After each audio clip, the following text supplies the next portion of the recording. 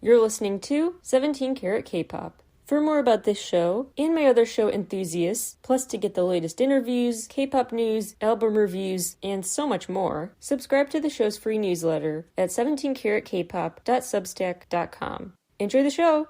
Hi everybody! Welcome back to 17 Carat K-Pop. I decided I'll just keep as a separate episode my NCT topics. So today, NCT Dream's concert, my initial reaction, which I recorded right in the aftermath, right after the show. So you will get my real-time reaction, and then I will share my thoughts on key details in DOJAEJUNG's debut. First, NCT Dream Talk. I am so excited. I finally saw Seven Dream in concert, just a few months after my last N-Citizen Dream Come True moment with seeing NCT 127 in concert. And I want to talk about my experience. It was much better atmosphere-wise than it was for NCT 127. Nothing against the show itself, it was just for me personally. The whole thing, talked about it in that past episode. Anyway, this show was a much better all-around experience for me, during and outside of the show.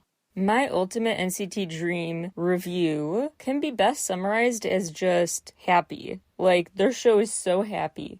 It's such a mood boost. It is just so adorable, so cute. When I say they're like the kids bop of K-pop, I mean that as a good thing. Like, I mean that in the highest regard. They're adorable, endearing, wholesome. They're just so sweet and cute and lovable. And I really just enjoyed the show start to finish. They brought the kind of upsides of a kid's show, a kid's TV show, kid's movie, or even a kid's bot video or something, a Disney Channel promo, whatever. They brought that youthfulness and wholesomeness to a show that all ages could like. Like, they have corny level antics that don't feel corny, they feel earnest, they feel sincere, not an act, because of their raw talent. So rather than, classic kids show content where they're using maybe a high-pitched character voice or just kind of talk singing in the way a lot of nursery rhymes kind of are. Those kind of shows probably tick off the parents, they're not fun for the parents. But this kind of thing was. And I'm saying show here, kids show in a loose term, referring to anything, a TV show, live show, Disney on Ice, whatever you want to think about that you're taking your kids to. All ages fun.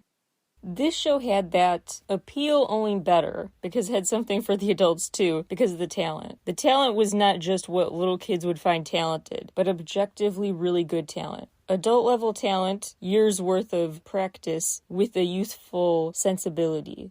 It was such contagious joy. It was such a great night to just unleash your inner child. And what I've always loved about NCT Dream, which is kind of the focus of my full review, shameless plug, 17caratkpop.substack.com, is that they are so unapologetically very youthful. Nothing is too extra. Lean into the concept, unguarded, let out your inner child, permission. It comes across on stage as authentic, childlike joy and wonder. All the good things about kids and your inner child, they bring to mind. This boundless, amazing level of energy, this teamwork, a lot of cute hugging and hand hearts and arms around each other moments, sweet brotherly love, a lot of just goofing off on stage together, running around and jumping like, again, boundless energy. I mean, it really was just like watching a bunch of adorable kids playing together that made for just an interesting, disarming, surprising mixture because all the fun antics came not at the expense of pulling on a really polished show. Their synchronization was incredible. I expected it to be good, but this was better than I thought. I really think it was just an impressive show. Obviously, I'm biased, but I think more objectively, a critic would enter this show thinking, oh, the kids bop of K-pop? Ready for junior varsity hours. No. They would walk away thinking, whoa, I'm blown away.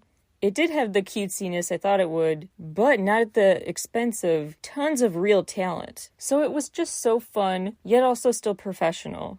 Rather than my usual countdown of reasons why the show was great or other listicle type talk, my main comment is just that it was full of joy. I just had so much fun letting out my inner child. Just feeling like, sure, why not? Let's just dance and sing about being awesome and friendship and holding hands and puppy love type stuff and hello future. It's just so optimistic, so unjaded, so refreshing.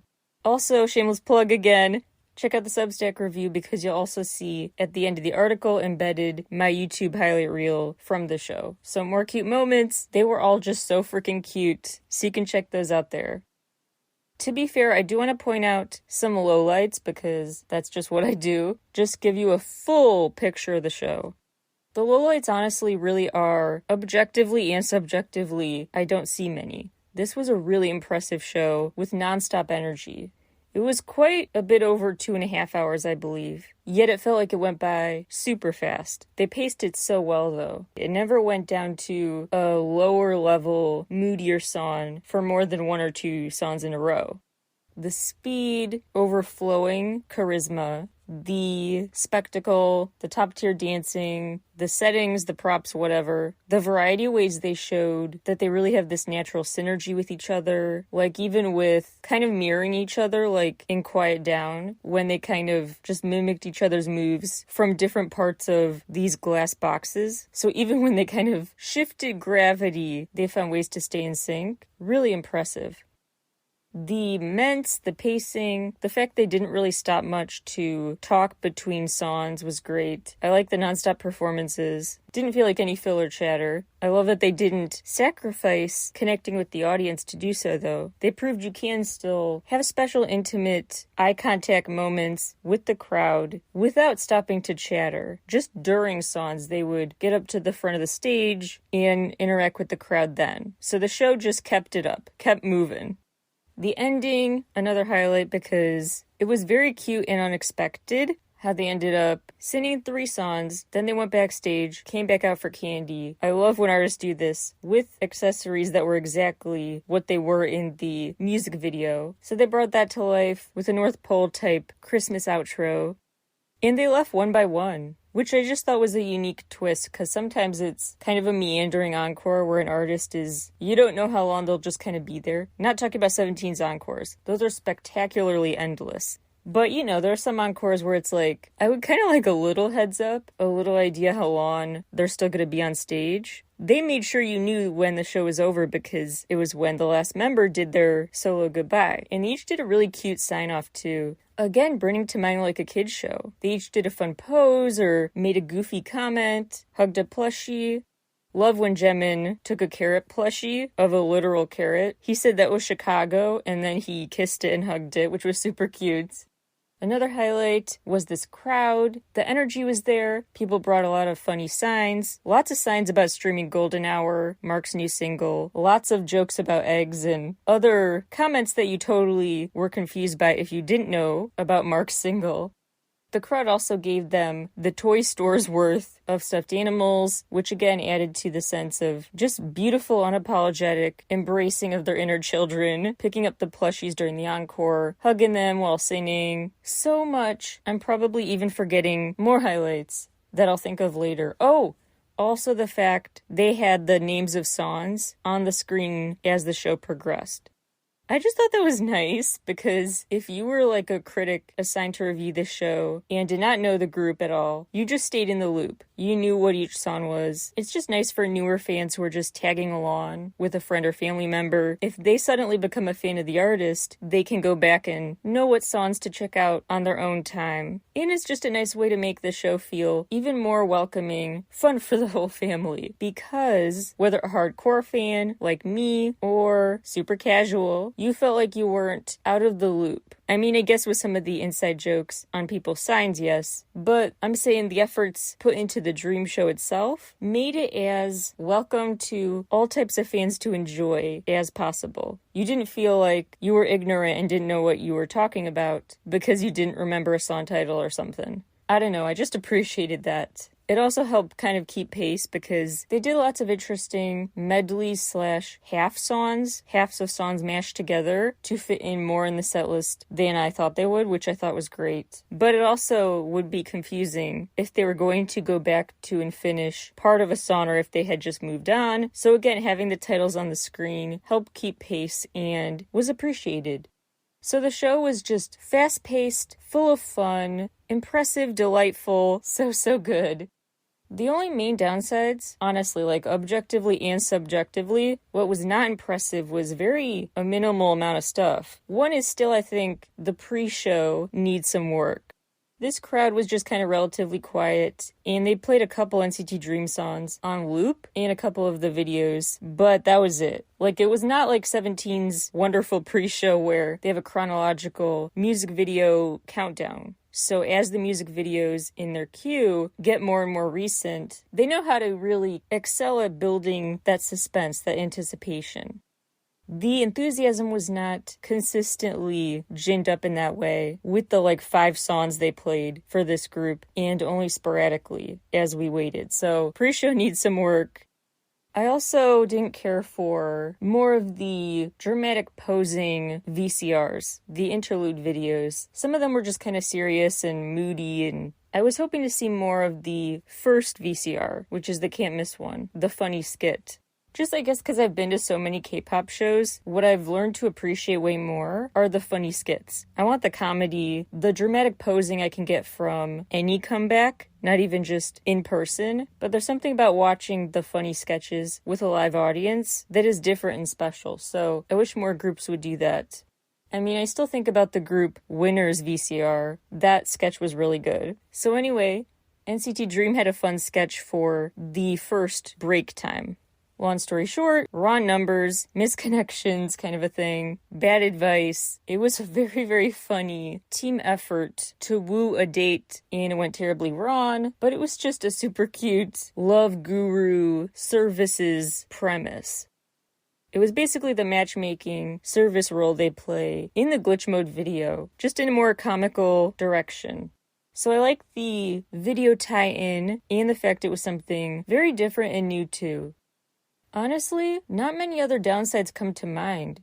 I really was just so impressed. I knew I would like it, because I'm a big N-Citizen, obviously. But they really did, I think pretty objectively, just trying to think, all bias aside, blew me away. They really were just better than you think. You go into their show thinking you'll get one level of amusement and talent, and they excel past those expectations 100-fold. They're such a great unit who work so well together. So glad 7 Dream is now for life.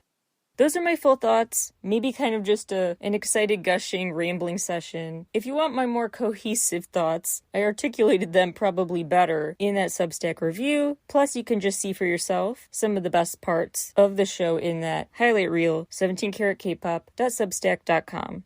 Now let's talk about DOJAEJUNG, the new NCT subunit who debuted with Perfume. First of all, great concept idea because it represents so much. It represents the scent lingering of a lover or a crush, but also the downsides of that, the unwanted memory sticking on you, like a bad smell. And the merch ideas and the packaging concept, the whole marketing of this comeback writes itself. As does the TikTok ready putting on perfume dance. I mean, it was all kind of written for them, just in that premise. They have beautiful, smooth vocals. They sound great as a unit. I do feel a little bad for Taeil, though, because, I mean, Jaehyun, Doyeon, and Taeil together, now that is a unit. Timeless, chef's kiss. But of course I love Jungwoo.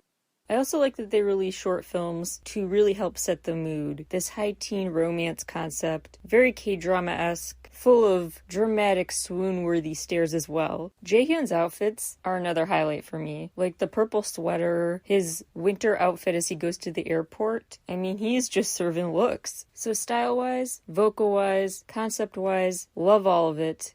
The more subtle reasons to love it, the more subtle hints, if you will, the subtle sense that I want to flag include the fact that they each hold up a mugshot sign, like their number and a name and stuff, and they each put a scent, cotton, bergamot, citron.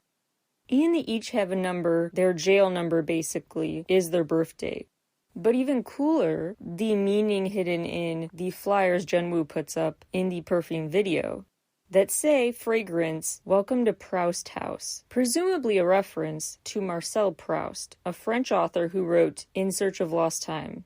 The English translation of the title, Remembrance of Things Past, also brings to mind the whole NCT Red String Bulletin Board meme theorizing I do and have done in all past episodes of NCT Talk. I won't talk your ears off about that again today, but I'm just saying, all my time travel related theories, memory related theories, very much make it a fitting book choice to have a shout out to In Search of Lost Time in their video.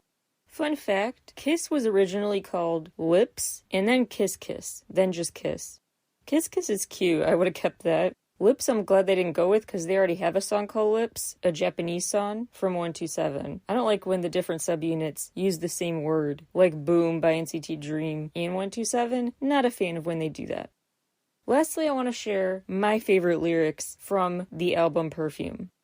Jaehyun's poetry in Perfume, sweet, you're here in all my memories, tonight falling in, just as time seals shut. In Ordinary, Jungwoo is such a gentleman and says, maybe if you let me, I want to hold your hand and walk with you, which is so cute. It's a cute song too about just wanting to express yourself, but all you can muster is a basic greeting, just hi. You sound just ordinary, but you wanted to floor them. Then there's Dive, which just has very vivid lyrics, really paints a picture.